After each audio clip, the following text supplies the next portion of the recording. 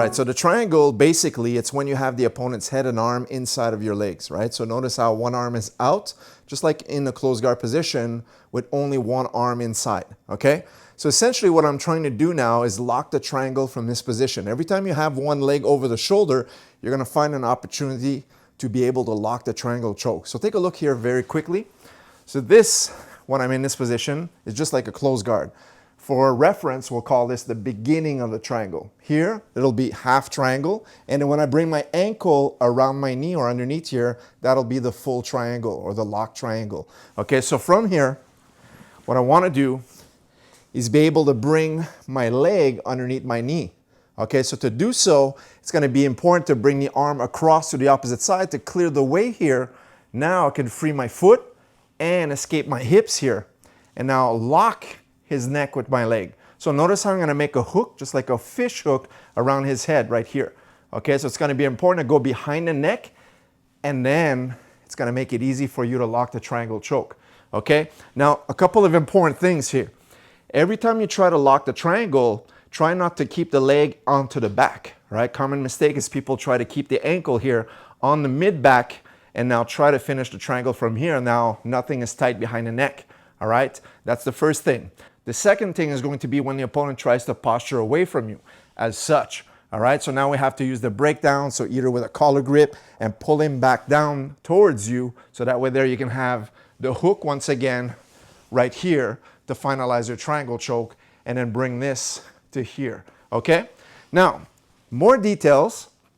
The other thing is also the arm positioning, okay? So for example, if the arm is here, a lot of times the elbow is going to be here in the starting point. You're going to have to bring the arm on the opposite side, okay? So one trick I like to do is just simply bridge my hips up, push the arm across, and bring the hips back down.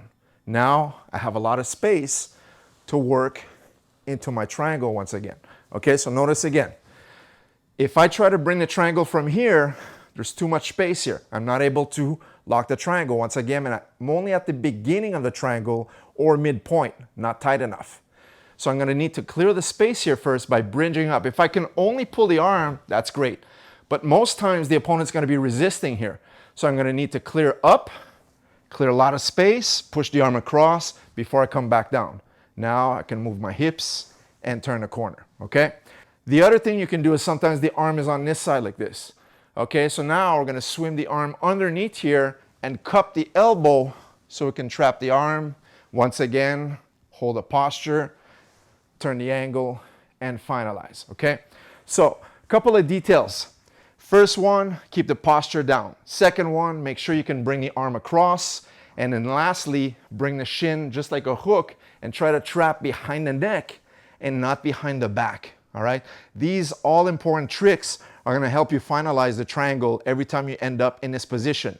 Now, there's a couple of details on grips. Of course, there's drills we like to use, okay?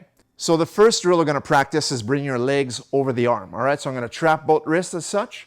I'm gonna push and pull either side, all right? So this is a great warm-up drill we like to do a lot. So we're gonna push one arm in, uncross, and relock to here, okay? Then we'll switch to the opposite side. Push the opposite arm to his chest, uncross, and bring it on top to here, okay? And this is just a nice drill where we can just go from left to right and bring your hips over his neck on every repetition so we can get the starting point of our triangle choke.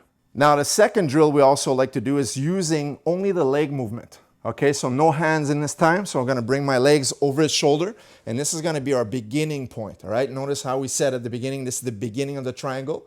All right, it's almost like a diamond position, not a triangle just yet. So what we're gonna do is only use the legs, all right? So first, I'm going to squeeze my knees together, 1. Second, I'm gonna post onto his hip, 2. Now, third movement is going to be the bite, right here, that hook. And then number 4 is the lock from here, okay? Once again, beginning position. 1 is going to be the bite by squeezing my knees together. See, I squeeze tight. 2, I post onto his hip. 3, I'm going to turn the corner, and notice how my lap is going to push the arm in, graze it into the finishing triangle position. All right, one last time. So this is our beginning part. Using the triangle to squeeze without your hands. So 1, we squeeze together. 2, we post. 3, we turn. And 4, we're going to lock. Now, lastly, we're going to finalize with also explaining that the triangle position not only helps you finalize the choke, but also gives you options to attack this arm. Every time the arm is exposed, you can also armbar it, okay? So for example, inside the triangle choke, even if I didn't get the proper position here as I turn and I lock my feet up, sometimes if he starts to posture away from me, just here, look, the arm bar is there. Sometimes I can cross my feet as such. Look, I'll bring this foot on top, arm bar is here. Or I can also swing the leg and replace it with the opposite foot, arm bar is there. All right, from the triangle position, if he fights to the arm beside my body on this side, you also have this telephone arm bar right here.